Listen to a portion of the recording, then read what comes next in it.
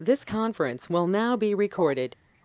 And just for those who have not joined us before, we do record these meetings. If that presents an issue in any way, shape, or form, please let us know and we'll work around. We'll find a workaround for you, but we record them because we post them on our YouTube channel, and we can get as many as 50 people who watch the meetings subsequently, mostly the following week. But if they've missed something, they'll pick it up. Now, Jake, we have somebody else who just called in, I think. I have a feeling it's Peter. Is that you on the phone just called in, Peter? Bill Franklin. Oh, Bill Franklin. Okay. Yeah, I'm on the road tonight, so I thought I'd try to dial in and see lovely. what was going on. Thank you. Okay. I don't know what's going on with Peter. He was on the phone and then he dropped off again, so I'm not quite sure what's going on with him.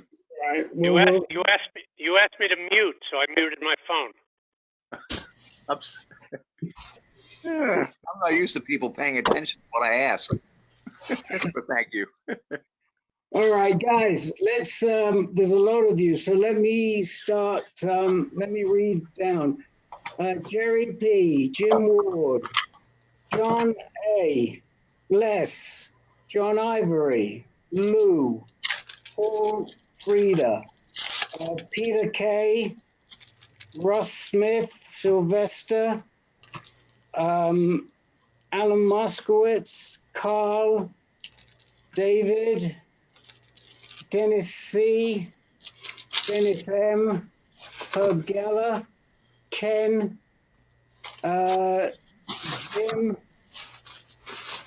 Peter Monaco, David Sanders, and Bill Franklin. Is there anybody that I missed? You didn't call my name, Jim Barnes. Jim Barnes, yes, I said Jim, sorry, but that's fine, perfect. I had You're right. Did you get me, Rick? Oh, God. Did I? Rodney Dangerfield has a new competitor. I get no respect. Oh, Christ, I feel so embarrassed again. I'm having my cow. Okay. All right, guys. Now, I know that Jim Barnes is new. David Sanders, have you been on this call before or not? Yeah, I think maybe a year ago, Rick. But okay. Yeah, I've just changed treatments, and so I've just kind of wanting. Yeah. So I'm not going to, but I won't treat you as a new guy, but we'll give you the time you need for sure. No. Jim Barnes is a new guy, and then Lou. Lou, have you been on this call before? Yeah, about 2 weeks ago. Okay, all right. So the only person who I think has not been on this call before is Jim Barnes. Is that correct? Anyone else? Good. Okay. So what we're going to do, and Jim, you know the routine because you sort of did this on Peter's call yesterday. In fact, I'm going to let Peter introduce you and to ask you to speak a little bit, and then we'll get some feedback from the guys on what sort of treatment they would do if they were in your shoes. So, Peter, do you want to, because I know you've talked to Jim Barnes one-on-one before, so would you like to introduce Jim? Sure.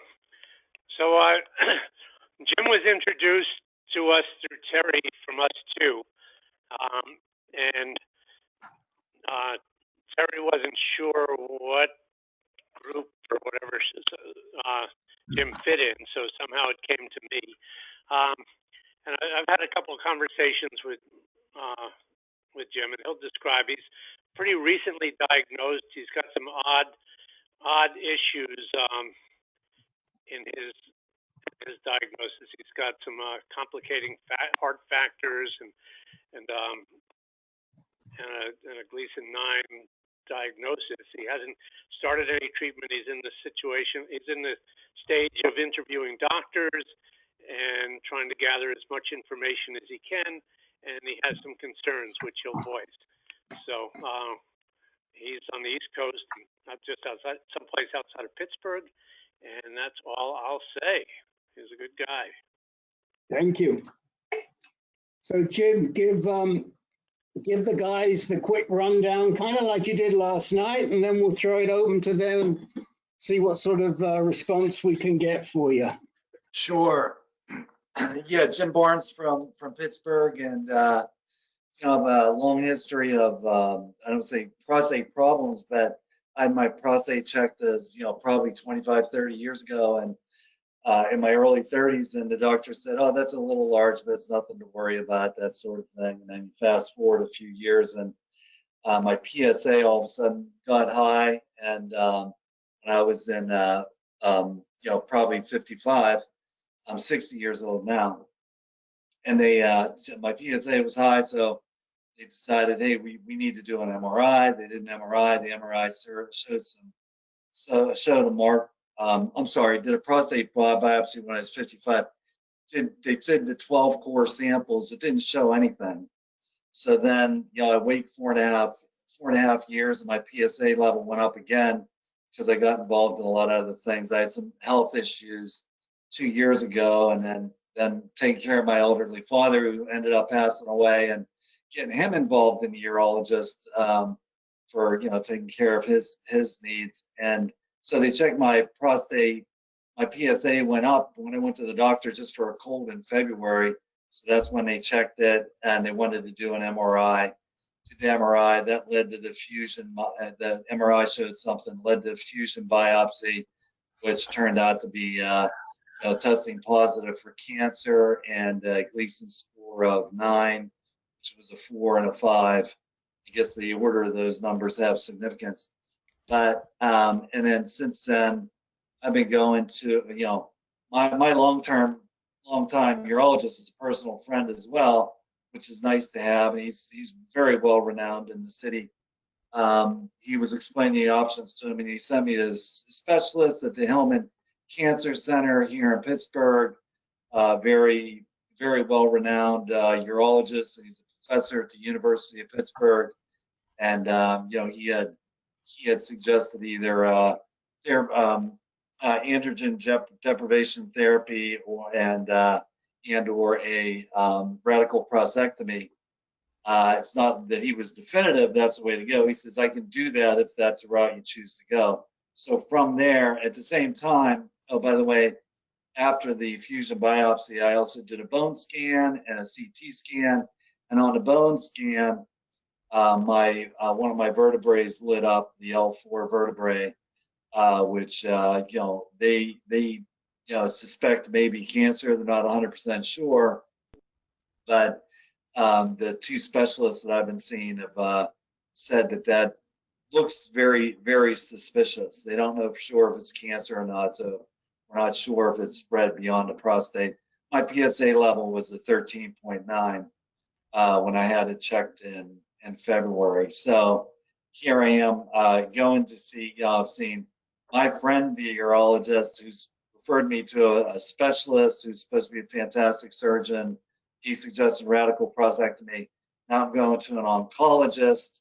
He's suggested that, hey, maybe radiation is the way to go, and along with ADT, and I'm scheduled actually to get a Lupron shot this Friday to start the ADT, which, you know, the ADT has me a little nervous to begin with. Actually, I've been kind of emphatic about not doing the ADT, but you know, the more I learn, the more beneficial that might be, or you know, essential that might be to managing this for the longer term. So I'm looking at and then I go see a radiologist next week, next Thursday. I have an appointment there. So I'm just muddling through all the options, and the ADT kind of scared the shit out of me because of the potential side effects of depression or just lack of energy, and some of the things that you read about on Dr. Google about the side effects of that ADT. So I wanted to see if there was any and then last night one of the gentlemen last night says, hey, well, I went through it, and yeah, it kind of sucks, but you just gotta belly up and fight through it and get through it, and then eventually it'll be off the ADT. Hopefully, the oncologist wants to give me 18 months or so of ADT. So I was just looking for some experiences there, and maybe some of the people went through the decision-making process of radiation versus radical prostatectomy, and the radical prostatectomy sounded very radical to me. In terms of and talking to the second surgeon, who my longtime friend referred me to, he said, yeah, and we need that, in terms of it's not a nerve sparing surgery. He said we have to make sure that we cut a wide margin for this cancer to make sure we get as much as we can. So there was really no hope for any nerve sparing approach with the radical prostatectomy, which the radiation therapy seems to offer a little bit of hope that that'll be that'll be maintained at some degree, which I'm just hopeful for that. So I'm really leaning towards the radical prostatectomy, and I guess the ADT. I guess I'll go in for the shot this Friday for the Lupron and start down that path. But I was just I'm here to start the dialogue with you guys who've been through it and been through various stages of it, and get to understand better what my options are, and make sure that I considered everything that might be on the table and available. So here's what we're going to do, because I think probably every single man, and I think we've got 27 of you, 26 of you, has got input for this gentleman, because you've all got the T-shirt. And so I'm going to give 20 minutes. We're going to go on this for 20 minutes, and then we're going to have to cut off, because with so many guys, I'm sure there's a lot of people that want to speak. So we'll go for maybe 18, and then we'll do a summary and we'll do a sum up. So try and keep your comments short, because I know there's a lot of people that would like to talk, and try not to talk necessarily about your own situation at length, but rather what you're taking from your own situation and you can give to Jim. So Peter wants to start. Go ahead. I'll go. Peter. I've got just one quick comment, Jim, that I didn't bring up with you. Is it, no matter what you do, if you do go in for a shot Friday, or the next time you see a doctor, ask if you can write you an order for a testosterone test. It's very cheap. It's just a simple blood test, but that will give you your baseline testosterone. Because if you do go on ADT, that's helpful information. The Lupron won't take effect for about a month or so. So just get a testosterone test as soon as possible. I asked about that, and the doctor, I said, how can you make a determination you need to lower my testosterone if you don't know what my testosterone is? And I don't feel that I got a satisfactory answer on that, because they said it doesn't matter what it is, we just want to get it down to 0. But to me, that's not something. The fact is, it does matter. If no other, for no other reason than you want to know what your baseline is when you come off, so you know you get back there. It is important, and there are some places that measure your treatment by looking at the testosterone right the way along and others that do not. And there are some doctors who say it's not important. Just remember, Peter, where's that t-shirt? Where's that t-shirt, Peter? Can we see it? See what it says, gents? Be your own best advocate. You see that?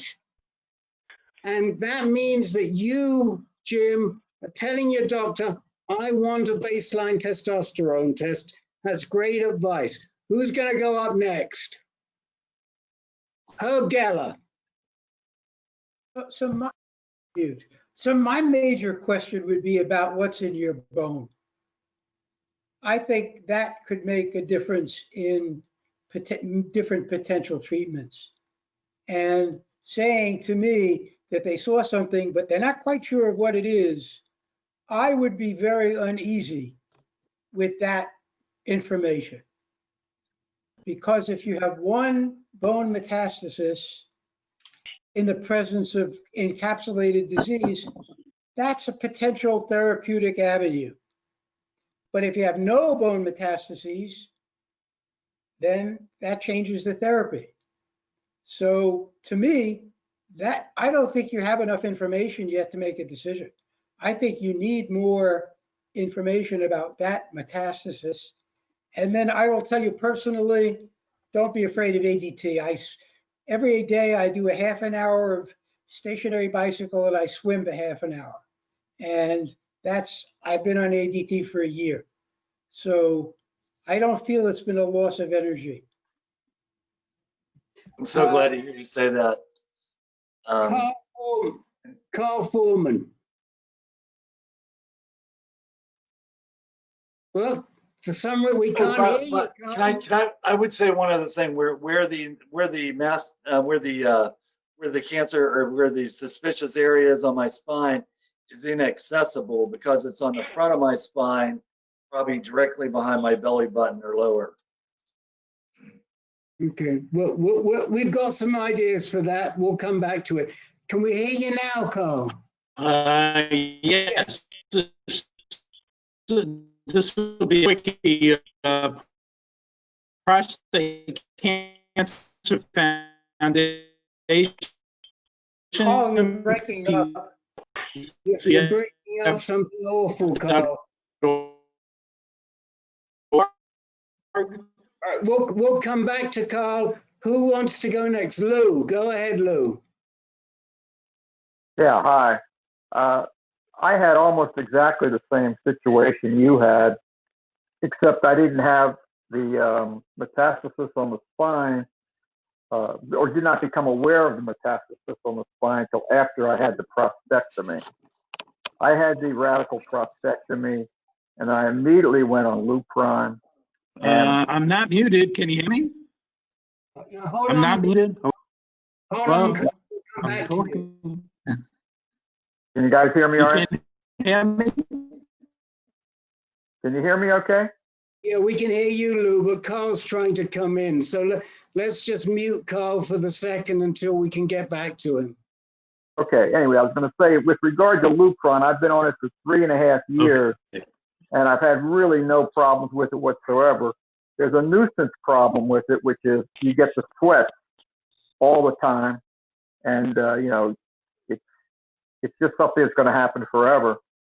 I've also had additional ADT therapy, which you don't need to know about that yet because they don't give you those till after the Lupron stops working. And when it does stop working, they don't stop giving it to you. They just give you more stuff on top of it. Good luck. Okay. Let's try and see if we can get Carl. Try again and see if we can hear you now.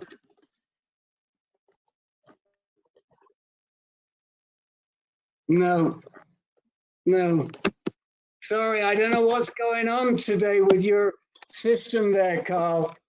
Why don't you sign off and come back in again? See if that does it. Oh, I moved location. Can you hear me okay now? Yes, we can hear you now. But your video and your voice are not synchronized. What's on your mind for Jim?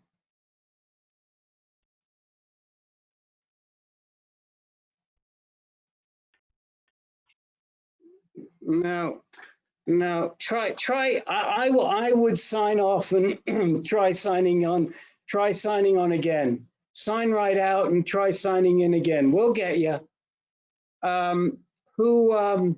Who's next on? Oh, well, John Ivory has put something in the chat window for you.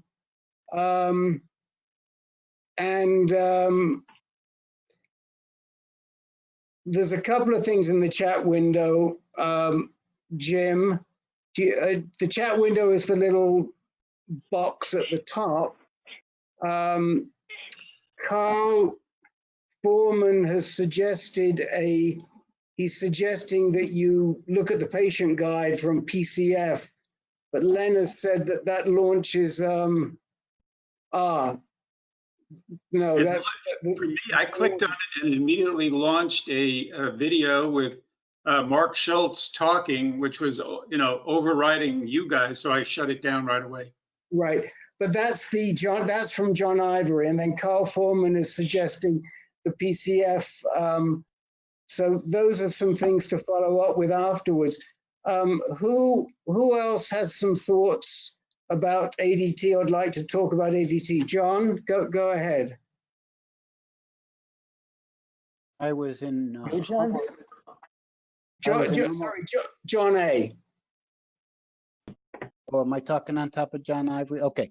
I was in almost exactly the same situation last February, same PSA, a lot of the same findings. I didn't have that bone scan thing. I really agree that you have to find out what Herb said, what that thing is, and I think there might be a way to do it. But I ended up deciding on prostatectomy, and my opinion now, from my own experience, is that going in with a 9 and a significant suspicion of something going on outside the prostate, but even without that, as a 9, if I had to do it over again, I would not have had the surgery. It was unable to cure me, so now I'm going to go through the same hormone treatment and radiation that I would have gone through originally, and so I think I did it unnecessarily. As far as the hormone therapy is concerned, I've just been hearing all these horrible stories for months and months about it's like being hit by a bus. Now I'm new to this, and I've only been on my Degarelix, which is like Lupron, for less than a month, just a little bit less than a month. I don't have any side effects. And I don't know if it's because I exercise every day, but there sure seems to be a correlation to me. As far as I'm not too knowledgeable about all these PET scans and things, but it seems to me that I would like opinions from the guys for you about whether at your PSA level, which is significant, an Axumin scan can tell the difference between a metastasis and that bone finding being just an inflammatory reaction to arthritis or slip disc or something like that. So those are my only comments. Thanks, good comments. How about some of the younger guys on the call? Dennis McGuire, Jim Ward, some of you guys who are closer in age or younger than Jim. Who wants to speak up on, or Ken Anderson? How about one of the younger crew? This is Jim Ward. I'm happy to speak up. Yeah, so it sounds like there's an open question regarding whether Jim has any metastasis. I guess this area in the spine is suspicious. In which case, I think I agree, and I think most of us would say that kind of once you have metastasis, it's kind of game over for doing a prostatectomy. That you don't, it doesn't make sense. So in my case, I didn't have that done. Instead, I went on to ADT immediately, and then I had radiation therapy. As far as the ADT goes, I agree with, I think, what everybody has said. there seems to be a with the exercise. I had mild hot flashes for a very short period of time in the beginning. I'd call them warm flashes. And I think one of the guys said he's been on in a year and, you know, hasn't noticed too much impact. I don't think I really felt much impact after, you know, for the first year in terms of fatigue and all of that. I think it does have a cumulative impact. So, you know, I'm now a little over a year and a half into it. I would say I've noticed a little bit more fatigue lately, but it's nothing that's debilitating. You do lose some muscle mass. I think that's a concern. It's just what happens when you lose testosterone. And I was a guy who worked out pretty regularly, so you know you just lose some muscle mass. So depends on what you're, you know, how vain you are, I guess. Although I guess to be more serious, it's a matter of strength. And so that personally has been a bit frustrating for me, but you know, and the radiation therapy, I tolerated that pretty well. It definitely produced a benefit. And I think that my course of ADT plus radiation therapy seems to be kind of the trend now for somebody who has metastatic prostate cancer. You know, maybe other guys have a different opinion about that, but that's my experience in a nutshell. How old are you, Jim? I'm 55. I was diagnosed just shy of 53.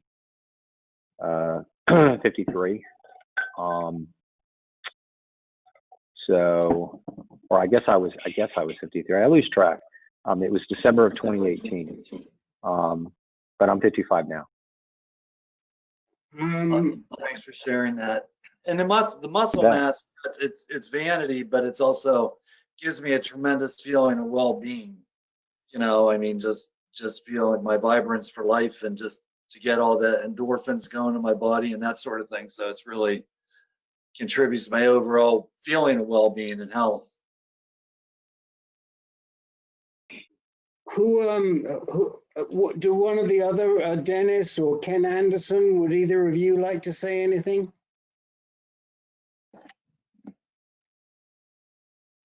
Yeah, Jim, this is Dennis Correa. And I was diagnosed over 4 years ago. I didn't get whether or not you had had any testing done for gene mutations, inheritable gene mutations at all. That could change your treatment also. They just sent I signed paperwork to send my biopsy samples to someplace for DNA analysis. Is that the same thing? I think it probably is. This is just to see if you have any inheritable mutations that could be active. Actually, it's not that you want to do both your cancer sample as well as a non-cancer sample, because a non-cancer tissue is going to look at your germline, whereas if you send out the biopsy, it's going to catch any mutation specific to the tumor. So I think you really need to do them both. Well, you may not be able to get that biopsy if it's in the spinal cord in a difficult location, like mine was. You won't find too many people want to go in and try to biopsy that point. But the inheritable mutation, you talked about your dad passing. Do you know whether or not he had prostate cancer? He had some PSA issues, and I don't believe that he ever had prostate cancer. I think I would have known that, but you know, like none of my family members know my situation at this juncture. You know, so you know, it just seems like a long process of managing it. So I don't want to worry anybody. And my dad was kind of the same way. Yeah. Okay. Well, I mean, my recommendation would probably be to do the ADT. The newer studies out. You don't have a lot of metastasis, at least.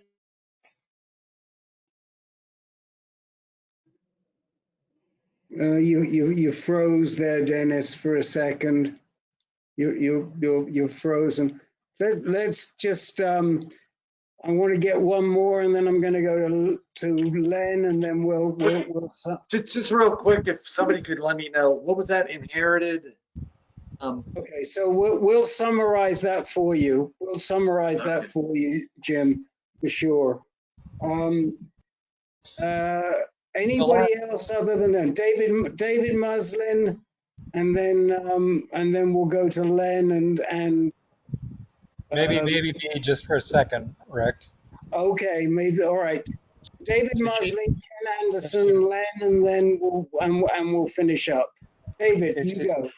Thank you, Jim. You're getting a lot of information thrown at you at once, and these guys really know what they're talking about.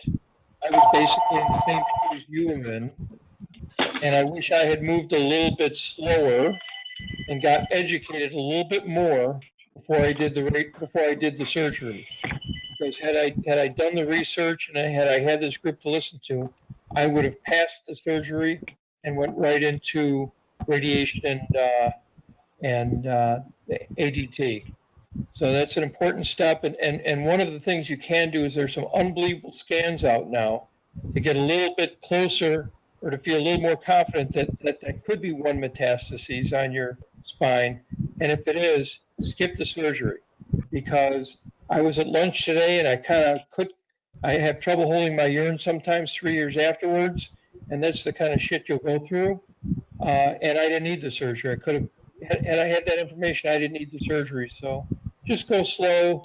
There's different steps at different times, and you will figure it out. But I know everything's getting thrown at you quickly right now. So there is a path. Okay.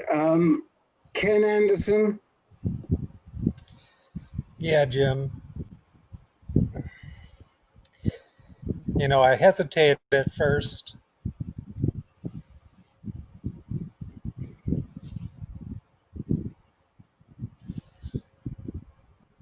Are you there, Ken? Yeah, again, my internet's on and off, but you know, I hesitated at first commenting, but I do think you should listen to pretty much everything you hear. You know, I don't really want to go into. I'm 59 at the moment. I was diagnosed at 56.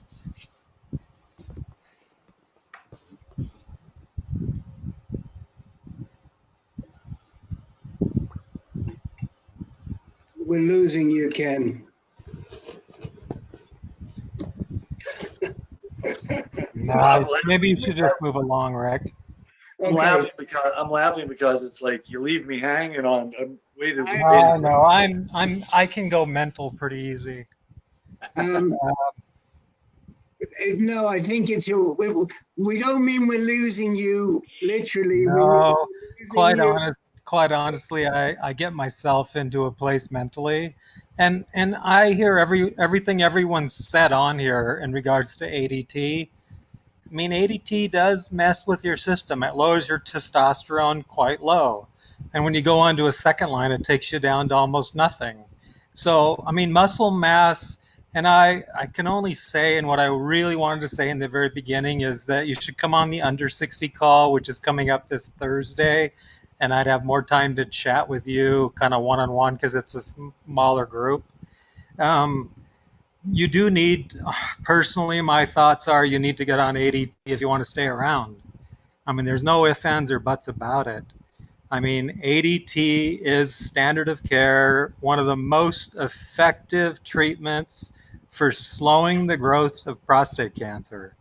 It does have side effects, and the guys on here have listed just a few. For younger guys, it's more than what has been stated. I mean, it just is. I mean, there's no way around it. But it'll keep you alive. I mean, so I would recommend. I don't know. I'd recommend doing your research. Okay, let's go to Len, and then I'll try and summarize for you, Jim. Len. Okay. So Jim, I'm also a Gleason 9. This is a very aggressive prostate cancer.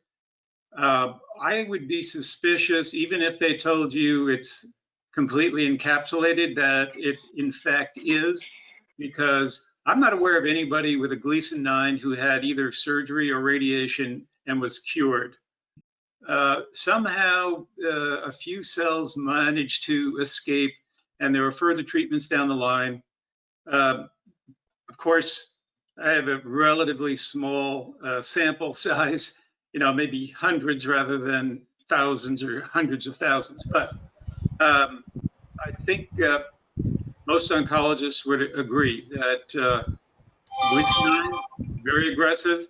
I agree with the guys who said going with the prostatectomy first, you're very probably going to be looking at radiation anyway. I would, if it were me, and it was me at one time, I would skip the surgery, go to the radiation. Radiation gives you more options with regard to erectile dysfunctions. Sometimes, if they can't spare your nerves with the prostatectomy, you're out of luck. Whereas with radiation, there are things that can preserve your erections for at least some number of years, if not indefinitely. Well, I guess Rick's going to cover the genetic studies, very important also. And so I'll turn it back to you, Rick. Okay. So Jim, let me just try and sum up for you as best as I can here.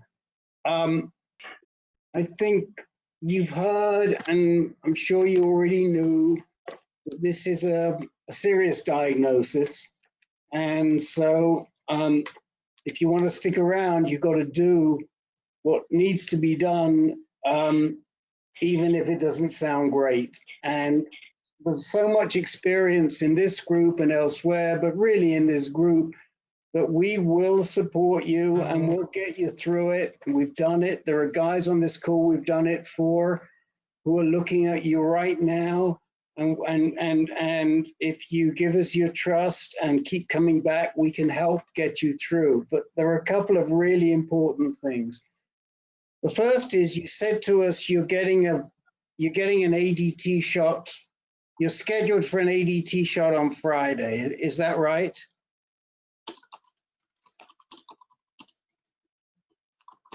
Jim?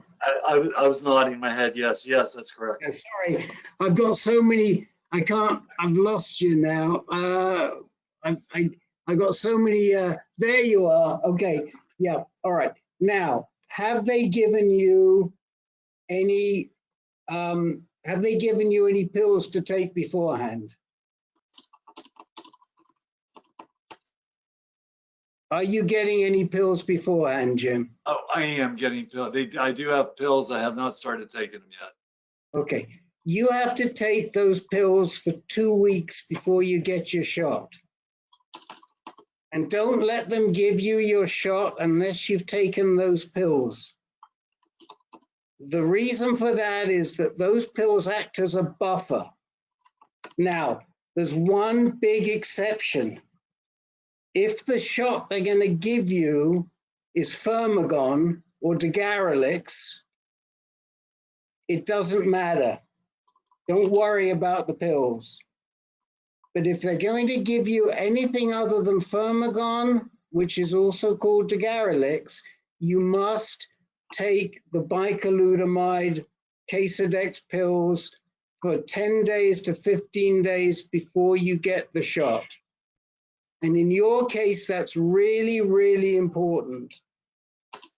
Have the doctors talked to you about that? I have a prescription for those pills. I'm scheduled to get a shot called Lupron on Friday. Right. I think I was supposed to start the pills like Sunday. And what was the pills? I'm sorry? What pills were they gave you? I'll have them in my hand in a second. Okay. We're all waiting with bated breath. We think we know what the pills are, but we want to make sure. But PICALUTAMIDE, 50 right. milligrams. So you need to take those for 10 days before your shot. Put your shot off.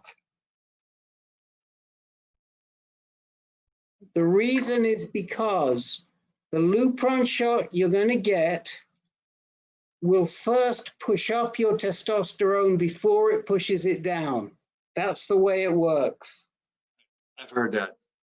If that spot on your spine is metastatic prostate cancer, you could be at risk to aggravate that spot.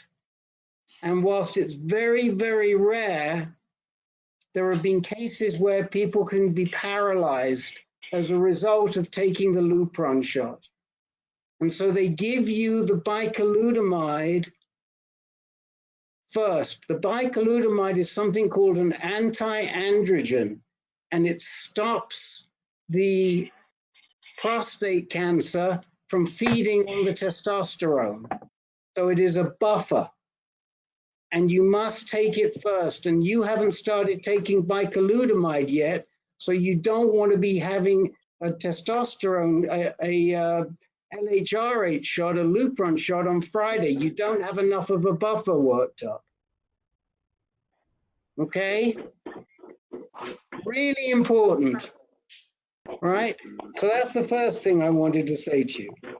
The second thing is, with respect to these genetic testing, what we're telling you is that there are two aspects to the testing. One is the inherited genetics that you might have, and we want to try and figure out what that is. The other is the mutations you made in your own body, called the somatic mutations. Now, if they've sent a sample of your prostate biopsy away and it comes back and it shows a mutation, you're not going to know whether that is inherited or not inherited without doing the second test. The second test is a very inexpensive test, and it's easy to do. It can be either a spit test or a blood test, but you should be getting it done.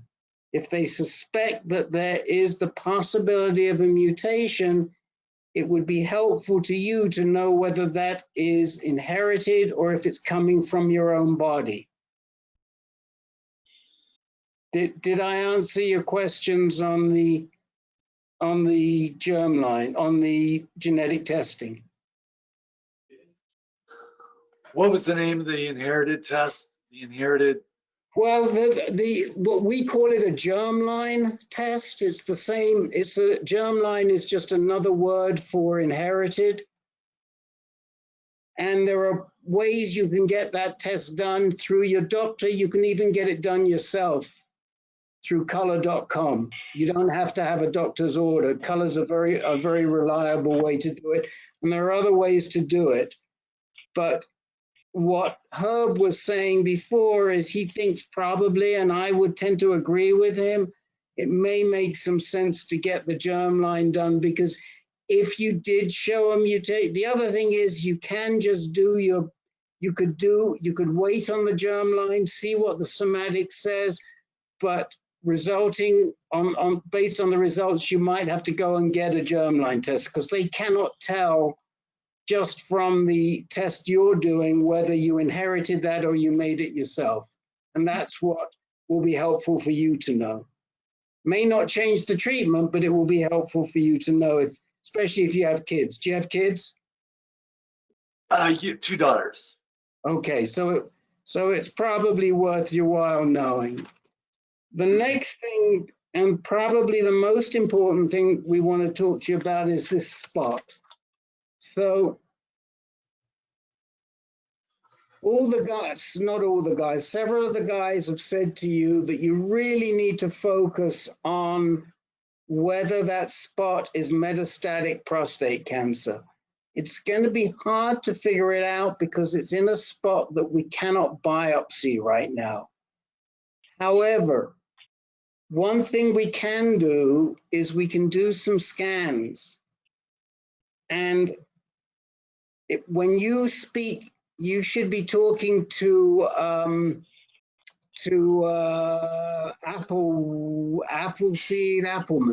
You should be talking to Appleman about this, because he'll be on the same page. He's a GU med onc, he'll be on the same page. Contact Dr. Appleman and tell him that you'd like to do, if it's possible, and there's one available locally, you want to do what's called a PSMA scan. Now, a PSMA scan, which is still not approved, but they are available in various parts of the country, will show you where you have prostate cells in your body. And clearly, if there are prostate cells that are not in your prostate, that means you have metastatic disease. They're not going to show inflamed tissue, for example. What's going to light up are prostate cells and some other cells, because there are some cells that make the antigen that causes it to light up that aren't in the prostate, but we know where those are, and it's mostly they're in the prostate. PSMA stands for prostate-specific membrane antigen. Somebody will put that in the chat window for you. PSMA, prostate-specific membrane antigen. And we now have technology that allows us to see what cells in your body that express that antigen. What we're looking for is whether that lesion on L4 or L5, wherever it is, shows up with that scan. Because if it does, it means it is metastatic. And if it is metastatic, your treatment options change immediately. You may still treat the primary, because we do that today. 5 years ago, we didn't do that. 10 years ago, we absolutely never did it. But 5 years ago, we treated that primary. Starting about 5 years ago, we started more and more to treat that primary lesion, either with surgery or with radiation. Once we know that, if you, God forbid, it is metastatic, we'll talk to you, because there are men on this call right now, some of whom did surgery and some of whom did radiation. You've heard from a couple of them. I have an opinion what I would do, but that's just my opinion, okay? And we would like to talk to you before you make the decision, but you need to know what they may well do is start you on a different treatment from the beginning if you're metastatic. And these treatments have been shown in tests to extend your life. So the first thing you might do if it were metastatic would not be to treat the prostate. It might be a systemic treatment. And this is what we want to impart to you. It would be a systemic treatment that included Lupron, but it may need more than just Lupron. May even need chemotherapy, depends what it says. Early chemotherapy, because we know that works. So there's a lot of things that they really haven't covered with you because we feel they haven't done their homework and you don't have enough information. Now, somebody mentioned an Axumin scan, A-X-U-M-I-N, Axumin. Somebody will put that in the chat window for you. That is another type of scan like a PSMA scan that is more sensitive than the scans you have had and is more likely to show, provide the information on that lesion that you have on L whatever it is, L4, right? So my next stop, who is scheduled to give you your Lupron shot? Dr. Appleman, or Okay. his physician assistant. Great. So my next stop would be with Dr. Appleman to drill down with Dr. Appleman on what we can learn about L4 before you make decisions on any further treatment. But I think it's smart to do what you're doing, start your bicalutamide, and when you've taken that bicalutamide for at least 10 days, if not 15, get your shot. Right? I would, tomorrow morning call and put off that shot for 4 or 5 days. Get 10 days of bicalutamide in your system. I can't give you medical advice. I can only tell you that's what I would do. Hey, Rick, Jeff made a good point in the chat box saying if he's going to have a PSMA scan, he shouldn't really start ADT.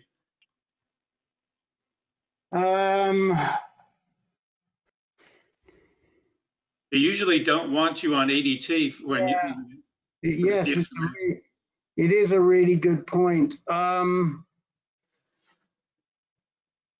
What if it was just an anti-androgen, Len? Well, that would shrink your lesions, so make it more difficult. Yeah, but look, he's starting at 13.9. Yeah, that's true. Jeff, you're right, but he's starting at 13.9. Here's the issue that we're considering, Jim. If your PSA is too low, you won't get a decent result. And the Lupron is going to drive, the LHRH is going to drive your PSA down. I think probably it's worth considering, and I think what you should probably do is get a conversation going with Appelman right away. Tell him you haven't started your bicalutamide, so you need to put off your, you need to put off your Lupron shot. But you really want to drill down on that L5 because it could affect your treatment, and ask him what he thinks. Guys, I really, we've got to move on because we've got so many guys, and then we've got at least one more new chap who just came in, but we've got to move on. We're. Thank you for your generosity and time, everybody. I so much appreciate it. Okay. I want to move on to Jeremy, who we spoke with yesterday, who Len and Peter and I are aware of. And Jeremy, we can't spend as much time as we would like to. I'm just going to summarize the situation, then let you talk just for a second, and then we can maybe get 10 minutes feedback for you. So Jeremy has a really unusual situation in that he has a tiny, tiny amount of cancer, 3+4 cancer, 5 millimeters, but the MRI seems to show extracapsular extension. And he's trying to figure out what to do. And then there's a complicating factor that Jeremy had surgery on his neck that involved a Medtronic device that used cells from ovarian cells from hamsters. He wasn't aware of it. They didn't inform him, and we know that those cells can be carcinogenic at this point in time. So what we're looking at is a tiny, tiny amount of cancer that even though he's 3+4 might qualify him for active surveillance, but the MRI seems to show extracapsular extension, which suddenly pushes him right off into a high-risk group. And so he's figuring out what to do. And for a man who has had horrible experience with surgery in the past, why the heck put yourself through another lot of surgery when maybe you don't have to? In a nutshell, that's Jeremy's situation. I'll let Jeremy introduce himself, and we'll just ask the guys on this call what they would do to try and determine whether, in fact, there is extracapsular extension in here. Jeremy, go ahead, please. So the reason why I'm late, I actually just came back from UC Irvine for a second opinion, and I reviewed many things that we spoke about yesterday and learned from Dr. Carroll the other day. they agreed the biopsy findings of less than 5% involvement in the one core and the MRI don't make sense. I think you said that yesterday, Rick. So they said, one, I'm going to get the genomic testing, hold off on the surgery because I was going to have it in 2 weeks at City of Hope.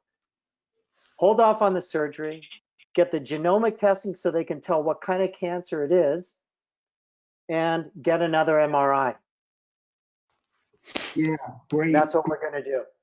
And what about, and we should also and I have an infection. My pain in my groin area, they absolutely believe is from an infection. My urine analysis came back yesterday, and, it was last night. It came back after our discussion, and it was abnormal. I've got an infection, which I may have gotten after the fusion biopsy. Right. Are they going to put you on Cipro? No, they're going to put me on something called Levaquin. I just got it. Okay. And there's a reason for that, because I'm going through some genomic testing or whatever it is. They want to see how I respond to that antibiotic first before before they put me on to the next one.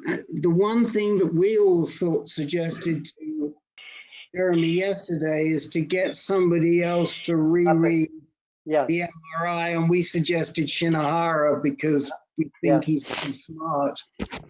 Did you raise that with Irvine? Yes, they're actually going to send that MRI up to him, as well as, I guess they're on a conference, a prostate conference, and they're going to all look at it. Fantastic. Okay. But they said don't do the surgery in 2 weeks. No, basically they said whether you do the surgery in 2 weeks or 2 months or maybe even 2 years, the outcome is not going to be any different. Yeah. Well, and the other thing is, if they send it up to Shinohara, you don't have to engage Shinohara. That's a good thing. Guys, anybody else want to comment on this situation of an MRI showing extracapsular extension and a tiny little bit of cancer?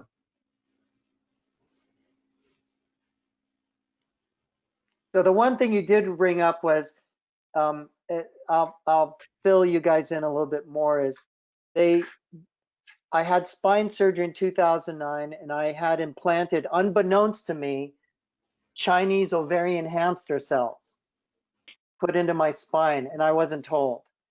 And years later, studies were done at Oregon Health Sciences University, a big, huge study, Yale as well, and it showed a higher incidence of metastatic prostate cancer associated with the use of this particular biologic.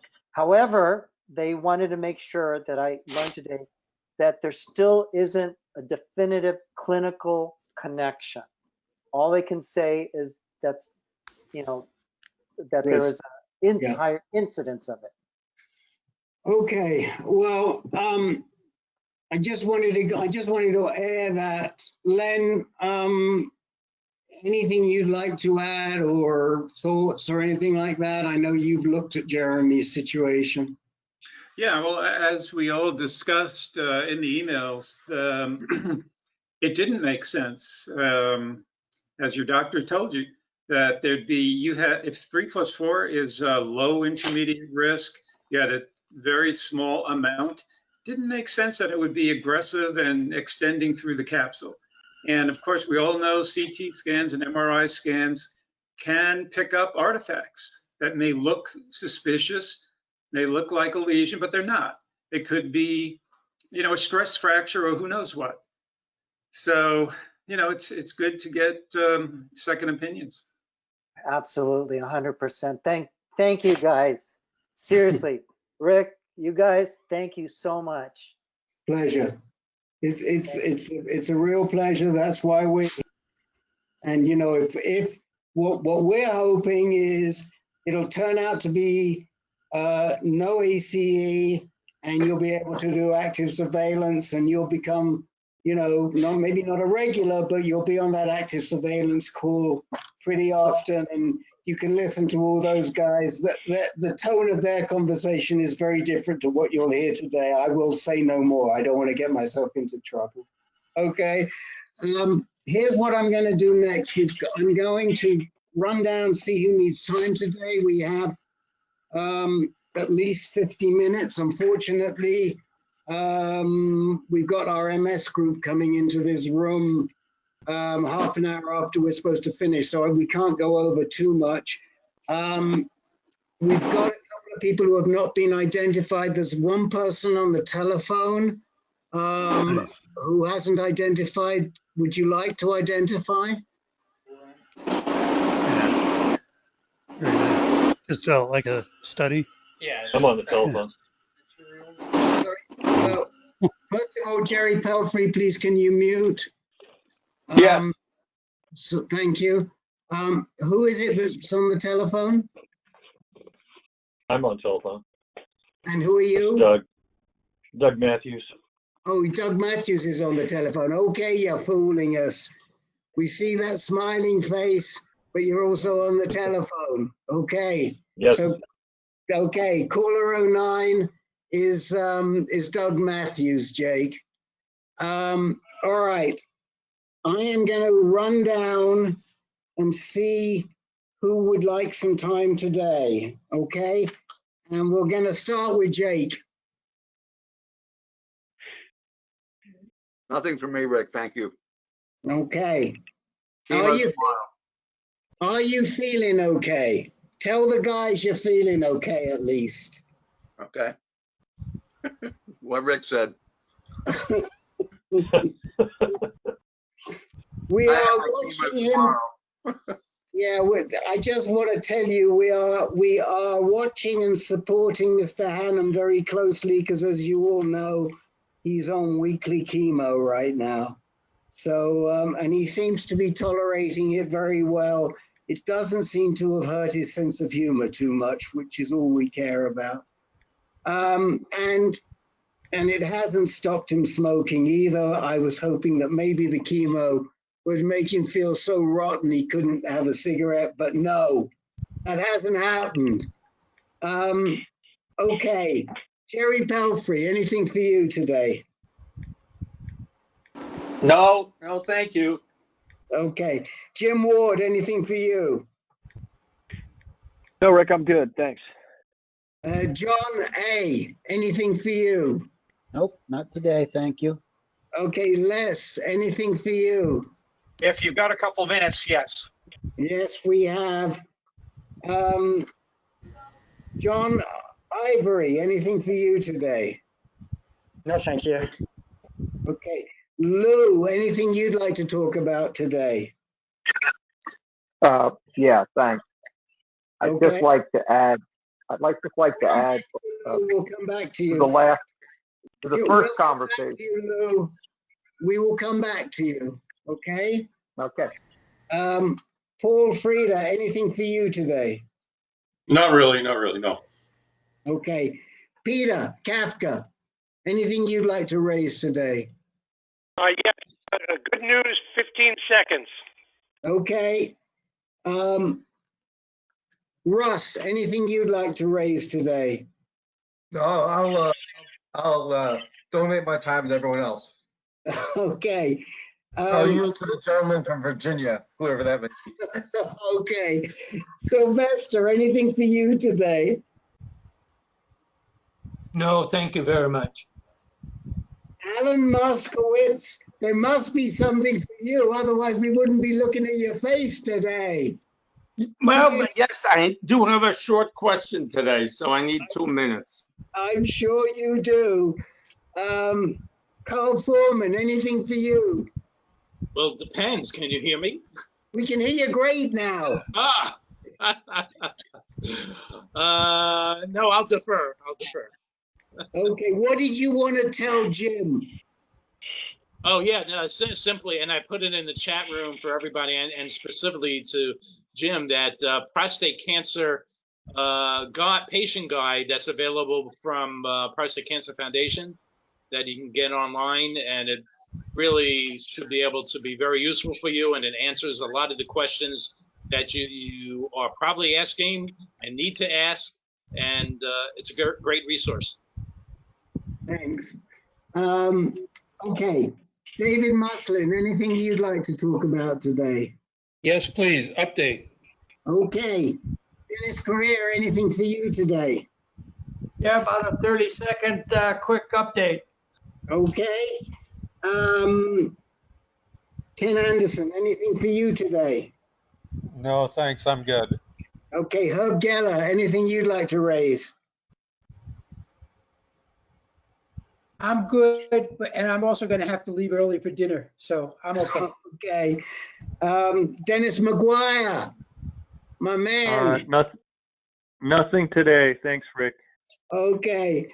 Peter Monaco, anything for you? No, Rick, I'm good. I just want to say thank you for the sweatshirt. Oh, it's a pleasure. Thank you for helping us out. And everything you guys have done for the webinar team. We have sent the webinar team, and thank you to Ken Anderson for following through with that. We gave the webinar team some AnCan swag. David Sanders, I think you have something you'd like to raise today. You're muted, David.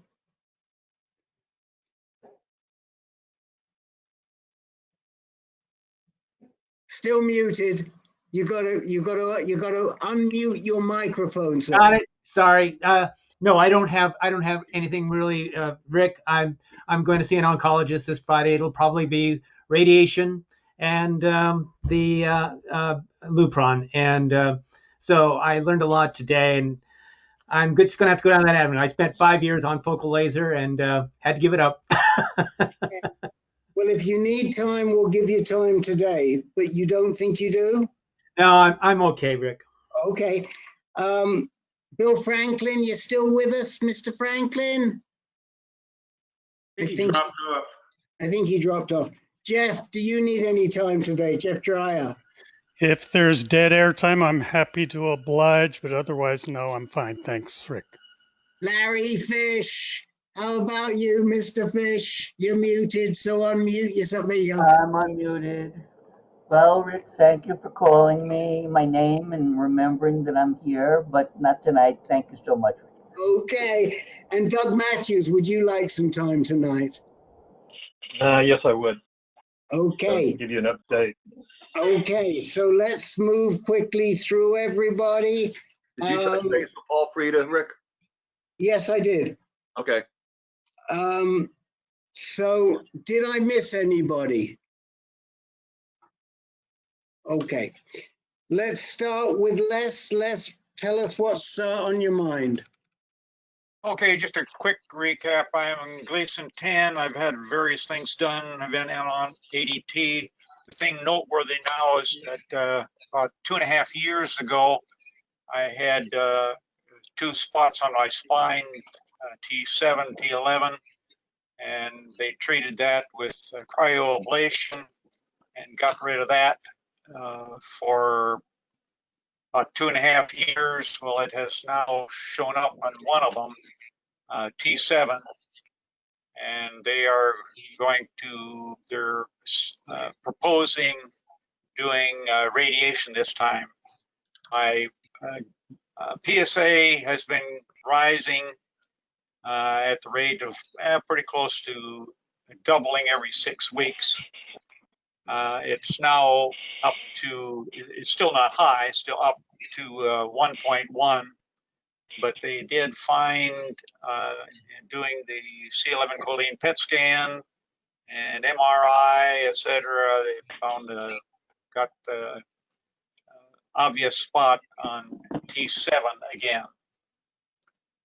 and so we're apparently going to pursue that route, and that's about the update. So are you, I'm trying to remember, are you back on hormone therapy or you're still off hormone therapy? I'm still off. Okay, so let me throw it open to the guys. We think that you've got spot on T7. And did you say that you saw that spot once before? Well, they had the spot on T7 and T11 about 2.5+ years ago, and they hit him with the cryoablation and supposedly removed it. Well, it's come back on the T7. Okay. Well, let me first go to Len. Well, so they want to hit the T7 again, Les, is that right? That's correct. And they're going to try some type of radiation this time. I asked about the proton beam, and they indicated they're kind of waffling a little bit, but they might try another radiation so they get a little bit more of a spattering. The proton beam is maybe too concentrated. Right. So did they mention SBRT? No, there was nothing else. I haven't spoken to the actual doctor yet. I haven't even been able to get a hold of him on the portal where you can communicate with the doctors. They only have the doctors that you've already seen. So they don't, so far, they don't even let me communicate with this doctor. You got 2.5 years out of the last radiation treatment of that spot. Sounds like a good option. So yeah, well, it was cryoablation on those 2 spots. Right. Freeze. The choline scan picked up that lesion, even though you only had a PSA of 1.1? Yes, and it was, what they showed me was very obvious. They came by on their screen. It was just this bright yellow spot. Mm-hmm. Mm-hmm. Okay. The one thing that I think I would be, I kind of agree with Len that, you got such a good run from the cryoablation that it probably makes sense to hit the spot again. But it also seems to me that you probably need some systemic treatment. And you've done fairly well on this intermittent hormone therapy. It might be worth thinking about time to go back on for 12 months or so and drive it down and then come off again. Because my concern is that it just gets out of hand. Clearly, the prostate cancer is still in your body, otherwise yes. And I would be wanting to talk to somebody about systemic therapy rather than this approach which, as you know, is a bit of a whack-a-mole approach. That's what concerns me. Well, what they had said before was that because I was having significant trouble with being on ADT, thought they'd stay away from it. By significant, it was the fatigue or lack of endurance. I know that you've talked about that, that people on this call have had various relations with it. Some have been very little symptoms, but I know of some that have had very severe side effects from ADT. And so he was trying to get me away from that sometime to give my life back for a little while. Yep. Anybody want to comment, say anything to Les on this situation, on his situation?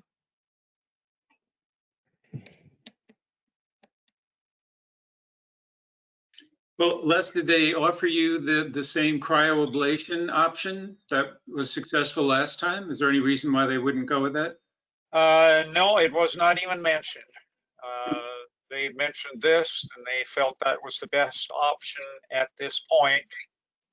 Like I say, I haven't even seen the radiation doctor yet, or haven't spoken to him, so I don't know. But that was the statement given by the physician's assistant in Dr. Kwon's office.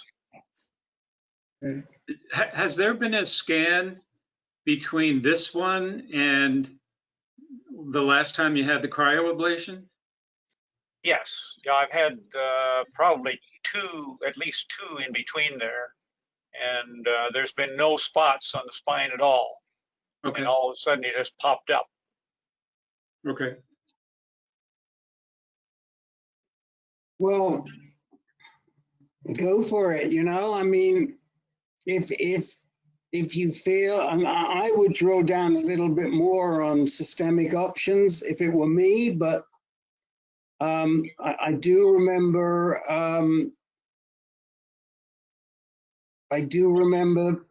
how it affected you. The loop, you know, the LHRH. I think you got to make your own decisions, and no one else seems to want to pipe up on this one, and we got a bunch of people, so I think we're just going to move along. Last chance. Anybody want to say anything to Les? Yes, this is Peter. I mean, I think you're in good hands. I mean, there's nobody better than Kwon for oligo-metastatic. That's his game, and so I think he'll keep an eye on you. And he's controversial, but that's his specialty. So, and you know that.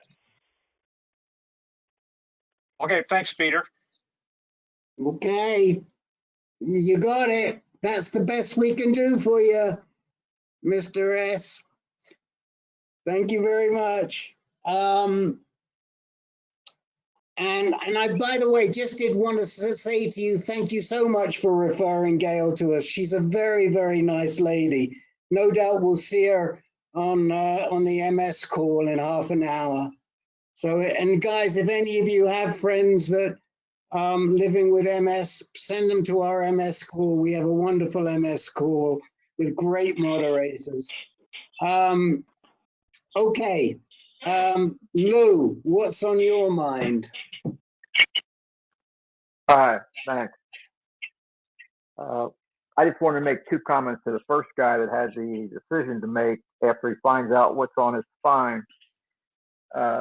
If you have to get surgery, you're going to wind up with some possibility, very, very strong possibility of some level of incontinence. One way to ameliorate incontinence is Kegels, Kegels. There's exercise you could do. It's called Kegel exercise. For me, I did it for 6 weeks before the surgery, and I had almost no incontinence. My urologist is one of the biggest in my area, said he'd never heard of anybody having zero. So that's very unusual. The other comment I wanted to make to the guy was that he was upset or concerned about ADT treatment.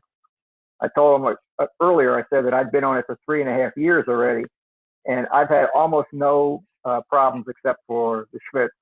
And but I am in very good shape, even though I'm 10 years older than the other guy. I'm a daily exerciser, and you know, the rest of my body's in very good shape. That's all I got, and I have to leave early. Thank you.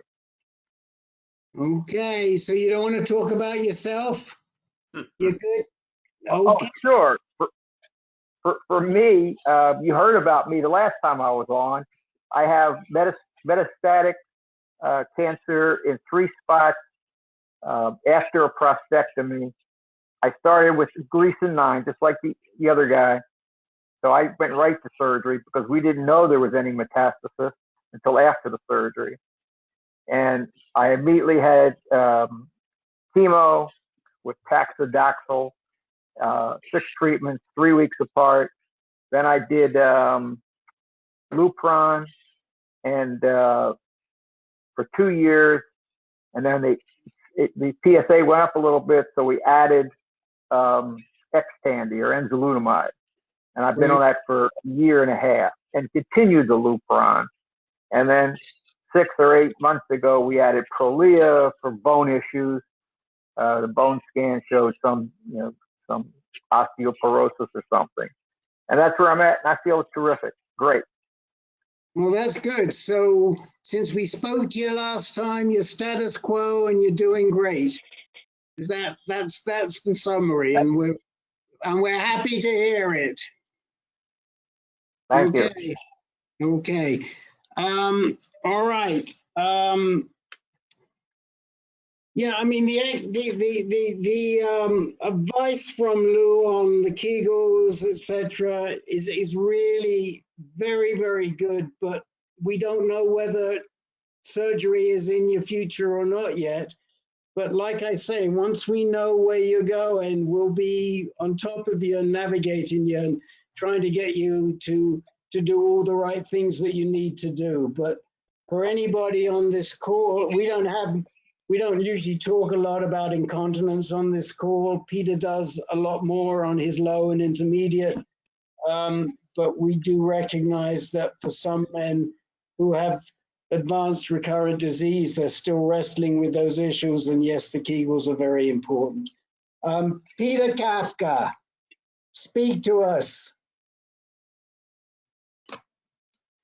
Okay, just as an aside, I came out of surgery fully continent. And my Dr. Peter Carroll, said it was the surgeon. That's the difference. Anyway, so my good news is that I did a quick, short and dirty blood test yesterday, just hemoglobin and hematocrit, and my counts went up for the first time in 3.5 months, and I'm back to where I was at the end of April, and they're moving my hemoglobin and hematocrit are moving in the right direction. So yippee! Oh, good. So, Peter. Yeah, Peter, that's really good news. How much are they up, and where are these numbers? Tell us where they are. Oh, they're still low. My hemoglobin's at 9, but it had gone down to 8.5 2 weeks ago, which was the lowest it's ever been.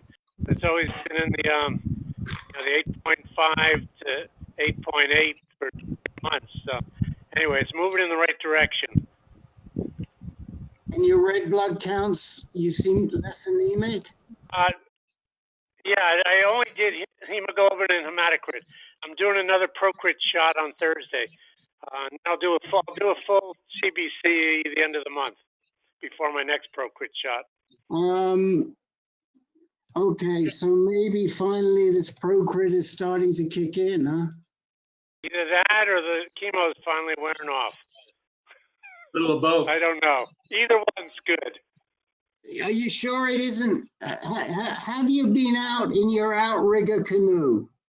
No, but I did get in the ocean on yesterday for the first time in months. Oh, good. Took my grandchildren down and I got in the water. It was great. Fantastic. Okay, we want to see a picture of you in one of those outrigger canoes, Peter. That'll be a while. Okay.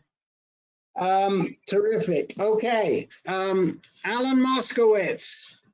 Oh, sorry, before I go to Alan, anybody want to say anything to Peter? Forgive me. Anybody want to make any comments, talk about anemia, Procrit, anything like that to Peter? Well, Peter, all I can say is good news. I'm happy they're going up. Yeah, I'll second that, Peter. Thank you. Hey. Oh, I did want to mention to Peter, he probably already knows this. I know you were having some issues with taking steroids during chemo, but you may have shot yourself in the foot there a little bit, at least, because without the chemo, without the steroids during chemo, people do tend to get edema in the lower extremities, and they get problems with their eyes, with the tearing from the inflammation. So hopefully you'll never have to do chemo again, but if you do, think twice before you forego the concurrent steroids. Okay, Dr. Turner said the tearing in the eyes was from the docetaxel. It's yeah, for sure. But the reason they give prednisone with chemo is to mitigate that. I see. Okay. So, okay. All right. We're going to keep moving. We're moving pretty quickly here today. Alan Moskowitz, what's on your mind today? Okay, I have an easy question, but it may be a difficult answer. A fast 15-second recap. I've had recurrent prostate cancer. I've had the prostatectomy, the radiation, the 6 months of ADT. And interestingly, as I reported maybe last month, my PSA has finally leveled off at about 2.3 over the past 6 months. I had a 2.1 in December, a 2.3 in March, and a 2.3 again in June. And so I was very happy about it and said, well, that's encouraging. And then it dawned on me that last fall, I started taking a statin drug, Crestor, at a low level, 10 milligrams. And I said, gee, I wonder if this is the reason why my PSA has leveled off. And am I really masking maybe an increasing PSA just by virtue of taking the statin? And so I did a little research online, but I didn't really find a whole lot, certainly not any hard data. And so I thought I would ask people if they had heard about any sort of masking effect, which might be just lowering the PSA, but if I still had an increasing trend, maybe I'd still see it even with the statin drug. And the second part of the question is anybody here in the group have an increasing PSA while they happen to be on a statin drug? So that's my simple question. Okay, well, the first thing I'm going to do with, and I'm going to credit this to Jim Ward, is that Jim sent me an interesting discussion from Euro today. I'm going to put it in the chat window, but it's also going to be in the next reminder. So those of you on this call will have already seen it. I've just put it in the chat window and sent it to everyone. And they address in this discussion, one of the things they address is statins. It's a discussion between Chuck Ryan and Lorelei Mucci, who used to be at UCSF at the same time when Chuck was there. And then I forget who the other lady is that's in there. For years and years, this goes back to Snuffy Myers days.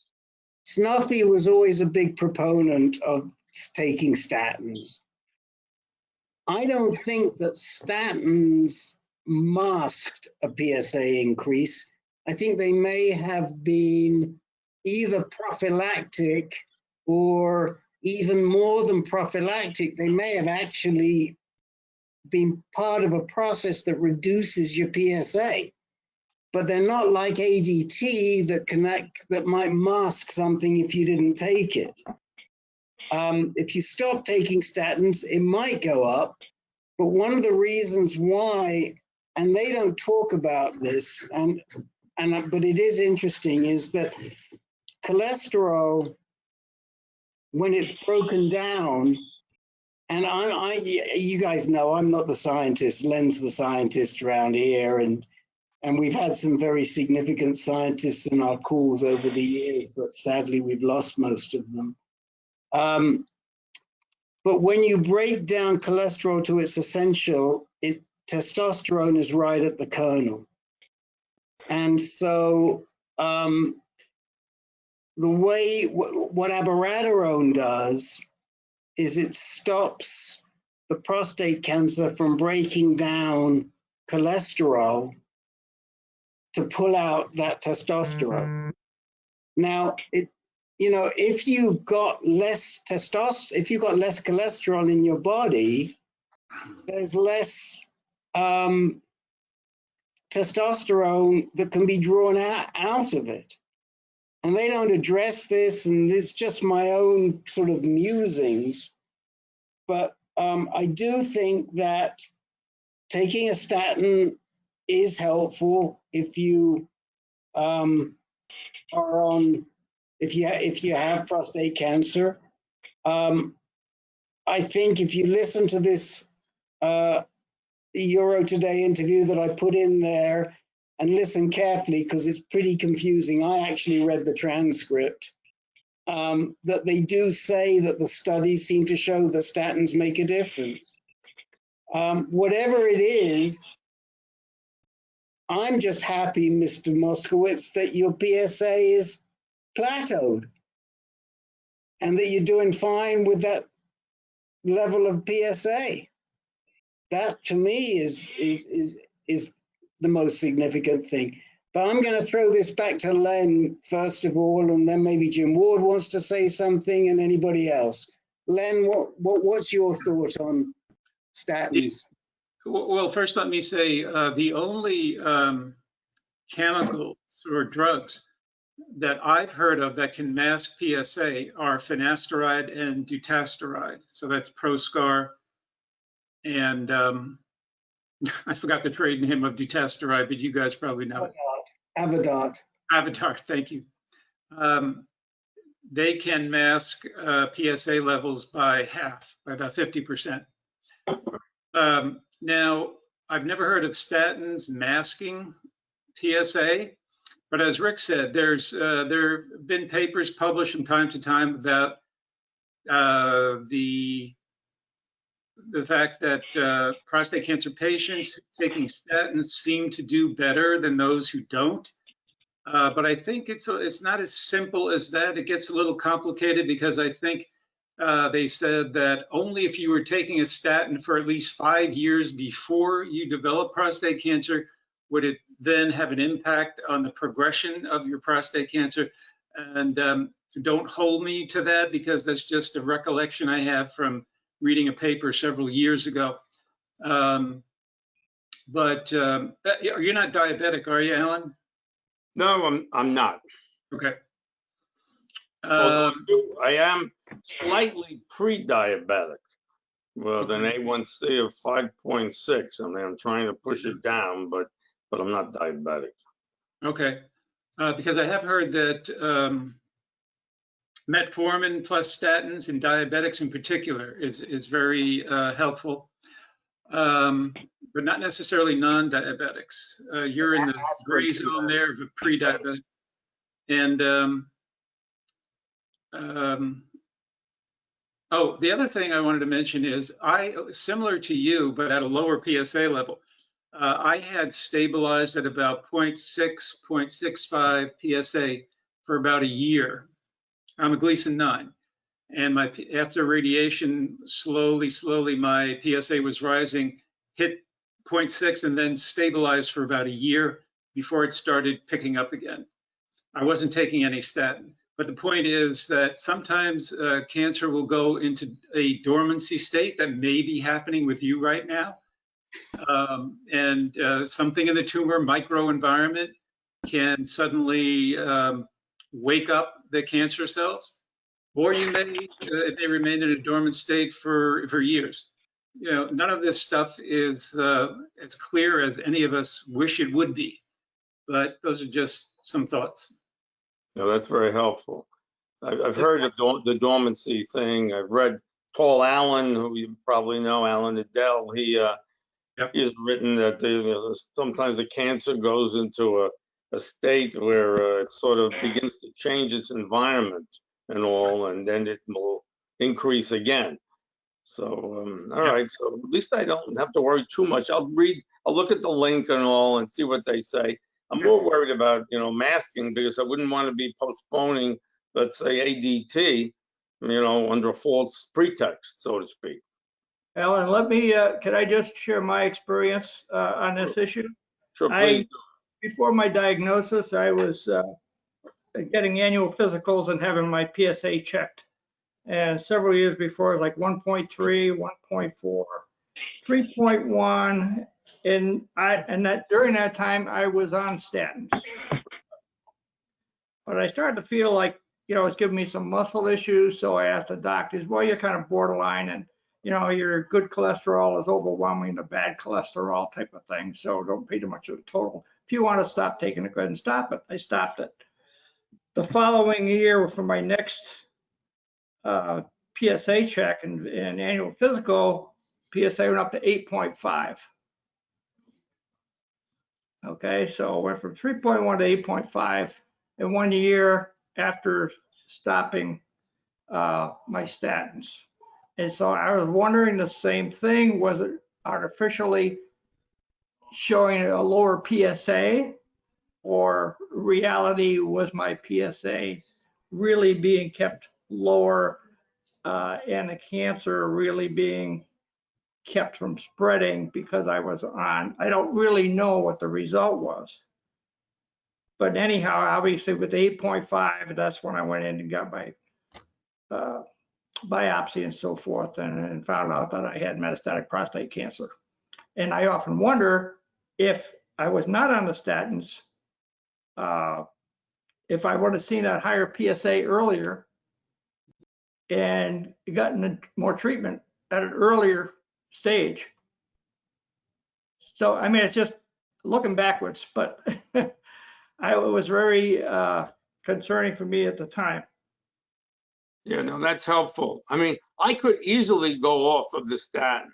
I'm not, you know, it's sort of a borderline thing. My cholesterol isn't particularly high. It's only the LDLs are a little high, but I've had these same levels for a long time, and all my regular internists have, said, need it. Cardiologist, of course, he has a little different view, but he's fine if I go off. But I'm afraid to go off, and I'm afraid to stay on. So I'm sort of caught between. I think Len's point is the most important, that statins don't mask PSA. Yeah. I mean, yes, they can affect the PSA going up. Like maybe, that Dennis isn't saying there was a correlation. He's just observing things that happened. He doesn't know what happened. Sure. We just don't know. But if it were me, listen, I've been on statins since I was in my early 30s, and it certainly didn't stop me getting stage 3 prostate cancer when I was 56. So I don't know if it helps or it doesn't help. And I've been on statins all the time I've had prostate cancer, but I ain't going off my statins. Right. But that's me. So I think the bottom line is that don't be concerned that it's masking, because it's probably not masking. You're getting a true reading. And you can only decide what to do based on your own preferences and what your body's telling you. If you if you started telling us you're getting terrible muscle cramps, this, we might say, talk to your doc about whether it's the statins, but you're not telling us that. No. Okay, that's not very good. Thank you. Thanks, everybody. David Muslin. Okay, here we go. So I saw Dr. H last week. Just a quick update. 4+3 diagnosis back in April of 2017. Had the surgery. Had a positive margin. Had only radiation at the end of 17 and 18 because I was fearful of the ADT, Jim, and that was a mistake. So I did not do the ADT. I think it was a mistake.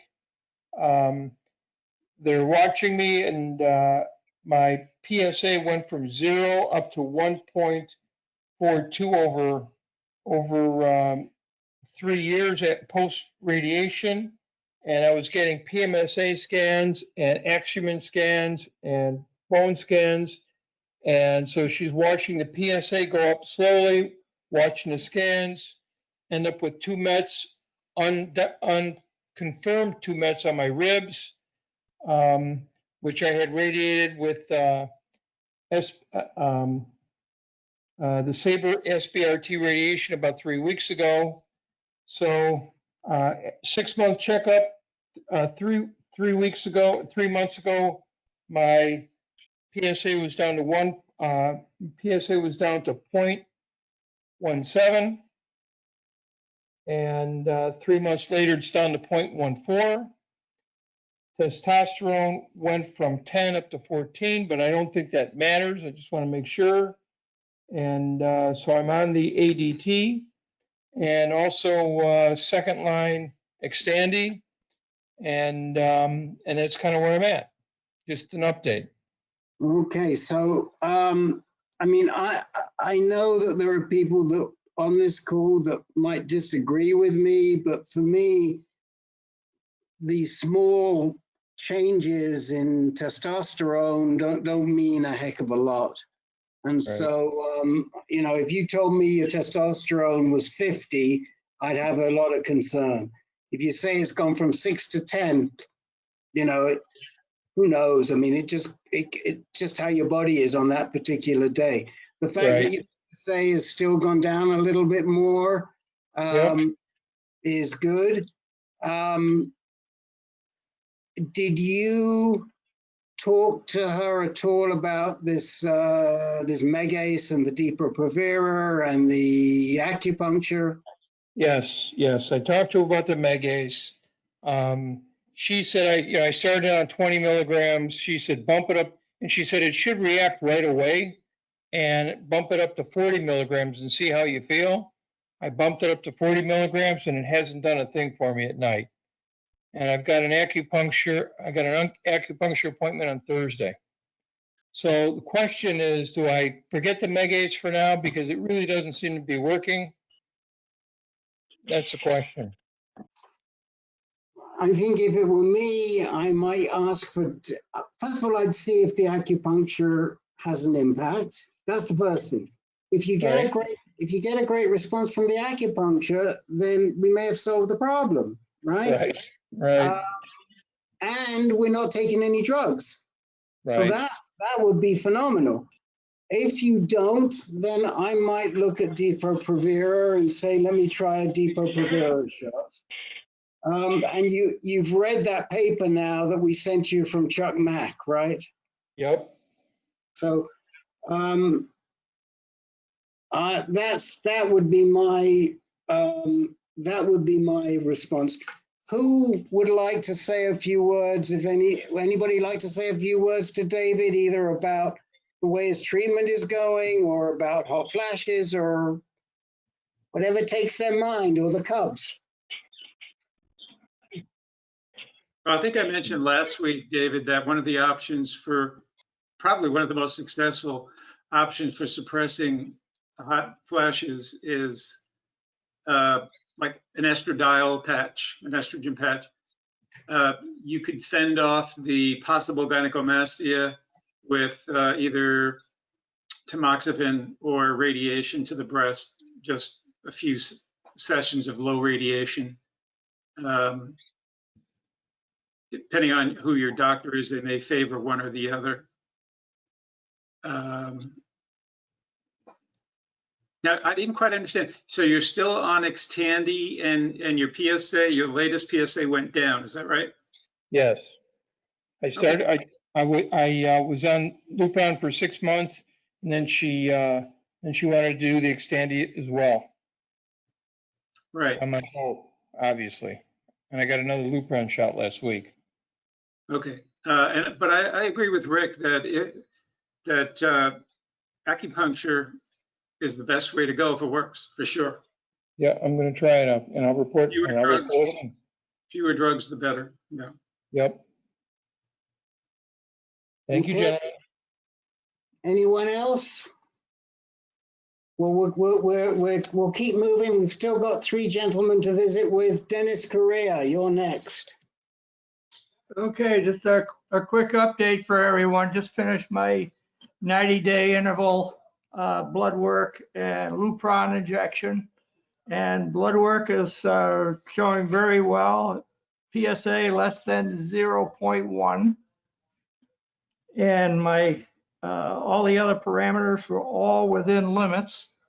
This might be a first for all my other blood parameters being within the normal range of stuff. So I'm doing well.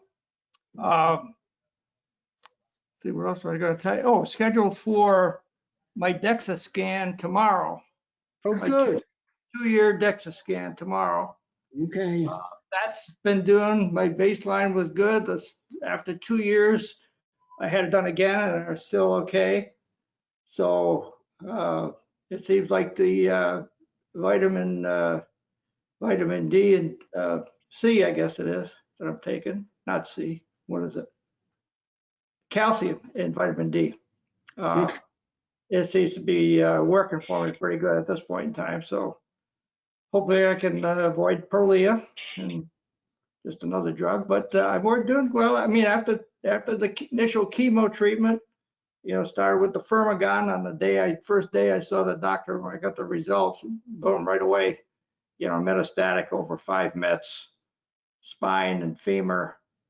And these have just, the mets appear to be, from a radiographic standpoint, were shrinking pretty good. I had 1 incidence, 1 reoccurrence after about a year, it went up.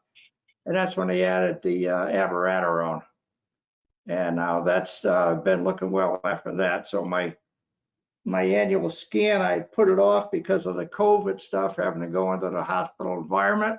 But I've got that now scheduled for the end of this month, which hopefully is probably not any better than back when I was going to do it in April from a COVID standpoint, but got to do it. So I'll do that at the end of the month. I'm scheduled to do that with Mayo Clinic. Okay, well, just a heads up for everybody, don't forget those DEXA scans. We've talked about it enough times. You've got to keep an eye on your bone density, especially if you're on long-term hormone therapy, whether it's continuous or intermittent. You got to get the DEXA scans and make sure that your bone density is nice and solid there. And Dennis, it's great, I mean, if it ain't broke, don't fix it. The issues around long term, but as long as that's fine. Anybody want to comment at all to Dennis? I'd like to ask Dennis a question. How much calcium are you taking? What was the question, John? I didn't hear you. How much calcium do you take? Do you know the milligrams? Oh, just a second. I'll have my secretary bring it over to me here, and I'll tell you what it is. My executive secretary. I got 500 milligrams with D3, and I take 4 of those a day. I spread them out, take them with food. So, yeah, that's 2,000 milligrams. And it's Costco. Yep. And it's chewable. It's really easy to take. They say, yeah. Is it really 500 milligrams of calcium, or is it 500 milligrams of calcium citrate? Oh, it's gummies. Yep, 500 milligrams. Okay, yep. It looks like calcium straight. Okay. It's been working for me, that and the exercise. I mean, I'll be 75 in a few months here, and then I'm still playing 18 holes of golf twice a week, year round. And I've also started, Rick knows, I've started riding my bike again. So I do about an hour bike ride, about 3 days a week. Yeah. Between. Fantastic.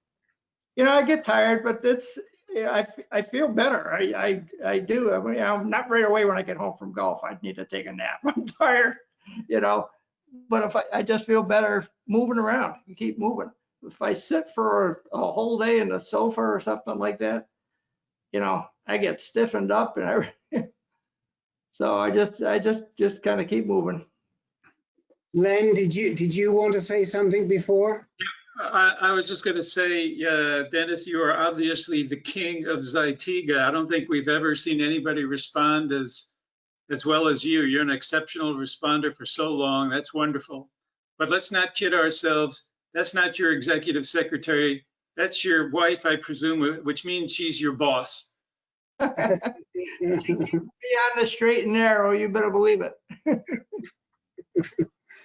Okay, anyone else want to say anything to Dennis before we move along? Questions, thoughts? How much Enjoy every day, Dennis. You got such a positive attitude. It's great to hear you and see you. Thank you, David. How much prednisone are you taking, Dennis? 5 milligrams. I was on 10. What is it? 5 milligrams, right? Well, 5 milligrams once a day now, but Yeah. before it was 2.5 twice a day. Yeah. So I'm getting by with that. Don't have any edema stuff to be concerned about. Was that 2.5 twice a day, Mary Lou said? Yeah, that was it. Yeah, now it's 5 milligrams once a day after breakfast. Yeah. Do you hear? Not really. 2.5 milligrams twice a day. Is that what it was? Yeah. Yeah, so now I just take it all, it's the same amount, right? I just take it once a day, 5 milligrams once a day. Once a day, okay. Okay, because I know. And talking of edema, Peter, has your edema gone down? I can't, a little bit, but not, yeah, it's not as bad as it was, but it's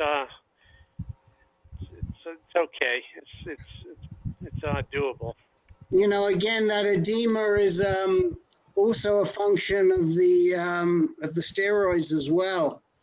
And you know the steroids. So anyway, all right, we're going to visit with Dennis Matthews next. I just want to tell you, Dennis Correa, Doug Matthews, Dennis Correa, it's just starting to rain here. So just giving you a heads up, Mr. Correa. What was that heads up, Rick? It's just starting to rain. Oh, okay. Is it moving this way? North? Coming from the south, yeah. Okay. Thank you. Okay. I know. All right, Doug Matthews, tell us how what's going on in your world and if you've made any progress with any of the docs that we were able to connect you to. Yeah, so I did speak with Dr. Paul Kwon, and he actually called me and we talked for about a half hour, and he knows Dr. Singh, which was good, and he had a discussion with Dr. Singh as well. But the bottom line on that one was my KRAS test did not show the mutations that we thought that it was showing, earlier before I sent you the paperwork. And so what he had as a solution set kind of required that the mutations be there. I don't have those mutations, so it kind of went away from there. Currently, I'm on chemo, on cabazitaxel, and I started that about 3 weeks ago. I go in for my second round of that tomorrow. I'm not sure that Dr. Singh will even continue with that because, quite frankly, the tumors in my penis are back. So I'm not sure it's working or not working, but I don't even like to touch it from that perspective. I don't know where I'm going to go next with this thing, but continues to be something that doesn't respond to anything. So for those who didn't know, I've been through radiation and I've been through docetaxel when it became metastatic, Zytiga, and now cabazitaxel. And so Dr. Kwon had indicated there are likely some cocktails of chemo that could be done. Perhaps there's some other studies that might be a candidate for me, but I'm not sure where it's going at this point. So I'm kind of in that. I have to wait and see where I'm at tomorrow in terms of my PSA and all of that. I thought I was doing pretty good on the cabazitaxel until Friday night, and then it just like took a hold in my penis again and just started hurting and growing, and now it's kind of like a hard bone. So I have a feeling that the medication isn't working again. And then while we're on the phone, I just got a call from Mayo who said now they want to set me up with palliative care, which I didn't even have an idea what that is, but I could only surmise that's probably the next step, and there's not much we can do for you. But on the other hand, I think that's a pain management thing, because I am having a good bit of pain associated with the cancer. So not a good story to tell, but you know, compared with all you guys, I think I'm thinking it's a good thing for you to hear how bad it could be, because I'm kind of in one of those bad spots as opposed to some of those good spots. And I would tell the guy who I think he's already left. Oh no, you're still there. Who was thinking about surgery versus radiation. I did the radiation, and I still got metastatic. And my doctor at that time had told me, he said, you know, we can go with the removal of the prostate, but if we do that, you're still probably going to have radiation. And so I went radiation at that point. So, you know, rather than getting your prostate, just listening to everybody as they talked over this time, I don't know that having your prostate removed is the best answer. You're still going to have a risk of getting the metastatic. Mine is just a weird one because I'm in the 0.5 to 1% of people who come down with a metastatic in the penis. And so I don't worry too much about not having sexual function. I'm just worried about whether I can go to the bathroom and those kinds of things that associated with it. So it makes you think if your position is a lot better than that, it's worthy of telling you my story where I'm at on that right now. Strangely enough, I'm still exercising. I'm doing a 1.5 mile walk a day on my treadmill, keeping my exercise going. I'm still able to urinate without any problems right now, and I was actually feeling pretty good. But right now I'm just kind of in a depressed mode about this thing not being able to get a handle on it with any of the doctors, and I didn't really get a good answer from Dr. Kwon. It's a difficult disease to deal with in my case. So let me just follow through with a couple of things here that I think are important. First of all, palliative is not end of life. And the fact that they're setting you up with palliative to me is very positive, because you have issues. You've got some pain issues. You've got some depression issues. These are all the things that palliative can help you with, but you've got to be bringing them up. You've got to say to the palliative group, I want to talk to you. What can you do for me? We're not talking about getting into hospice. That's a whole different ballgame. And we, on this call, are huge proponents of invoking palliative care early in the disease process, because we think they can make a big difference with a lot of the side effects. And I'm very pleased to hear, and we look forward to hearing what your experience is going to be. But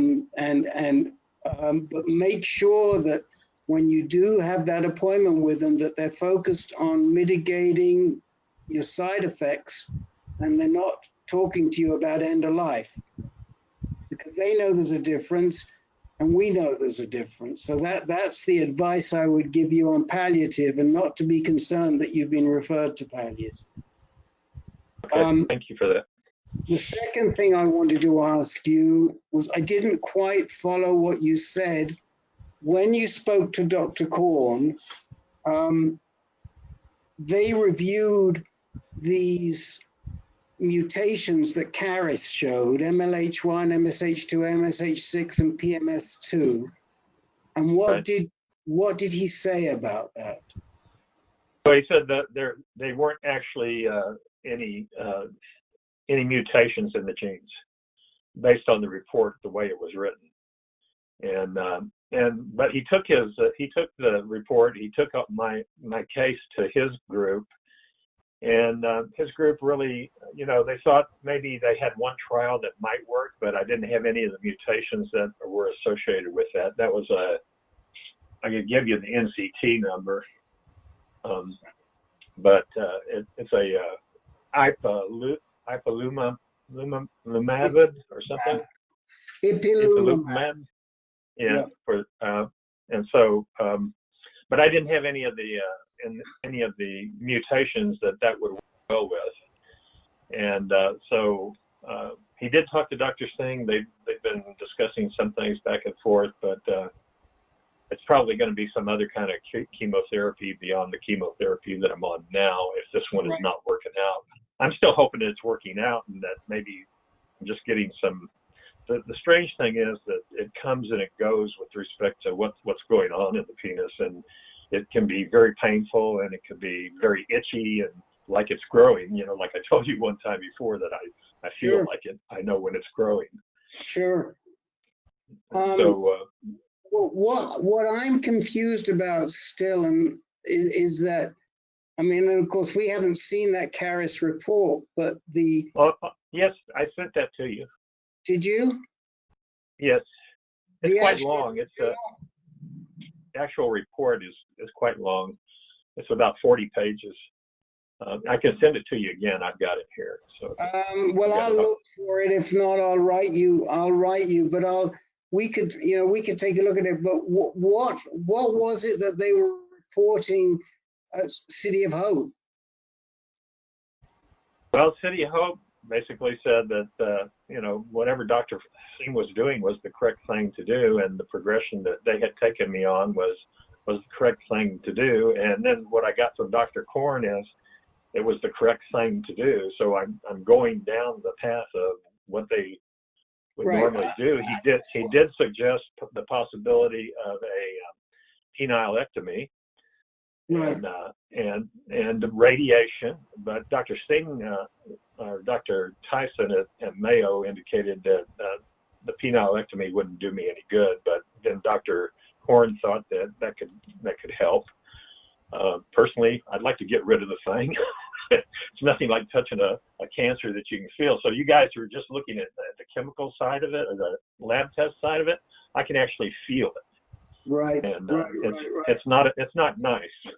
So no, I mean, I think we're all totally empathetic with you, but I guess my confusion is this: that City of Hope report said that Caris showed certain mutations, but then you're saying, but no, it didn't. Those mutations were not there.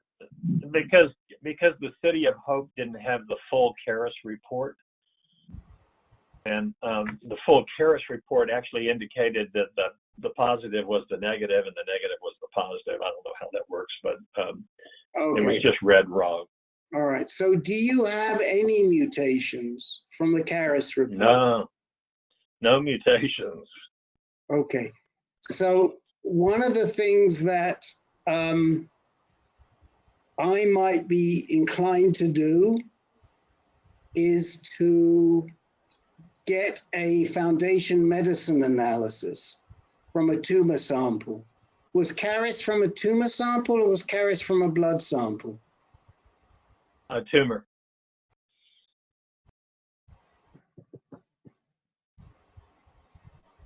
Well, I would discuss it. I would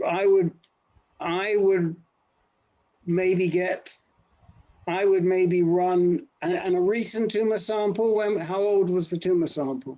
So that sample was taken January 30th. So we know it morphed after docetaxel. At least it quit working. Docetaxel quit working. So I had that question myself. Should they be doing another biopsy? The answer is that it may make sense to send another biopsy sample and have it analyzed, and I would send it to Foundation Medicine, and let's just see if there's anything that comes out of that. I don't see the downside. Len, what are you thinking? I would agree with you, Rick. Get another tissue sample and send it to Foundation Medicine. The best samples that you can get from Foundation Medicine standpoint are actually lymph tissue. I had a discussion with them about this about 2 or 3 weeks ago.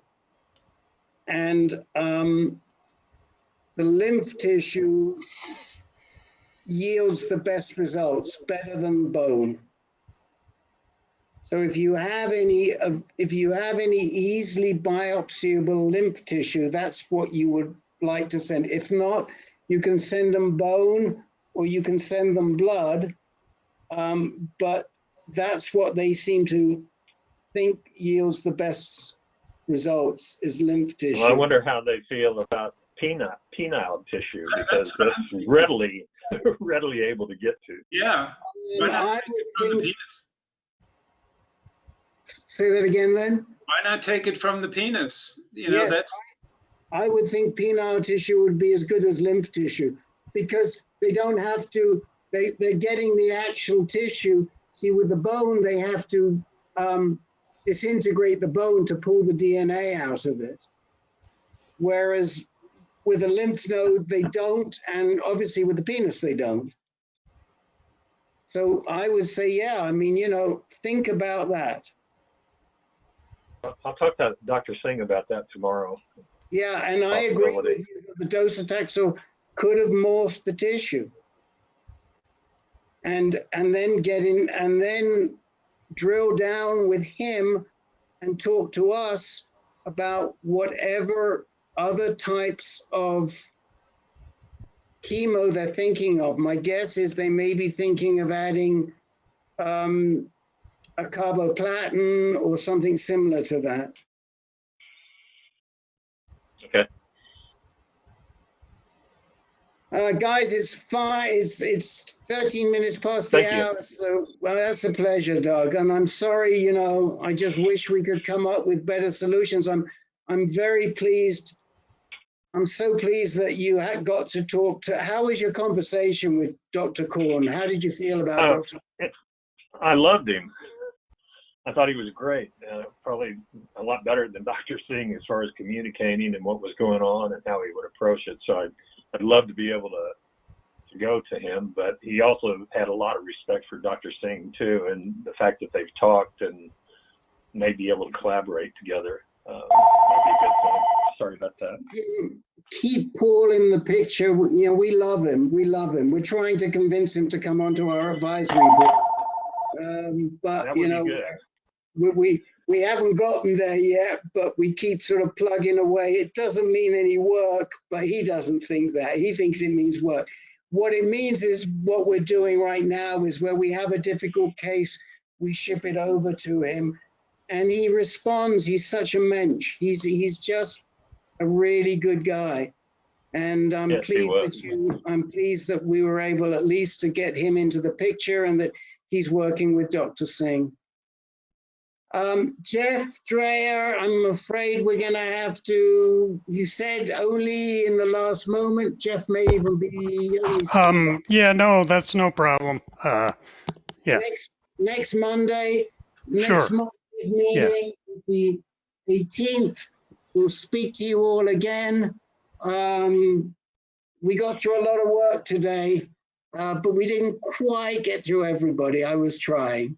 So, all right. We'll see you all next Monday. Thank you. Take care. Thank you, everybody. Appreciate it. Good night, everybody. Good night.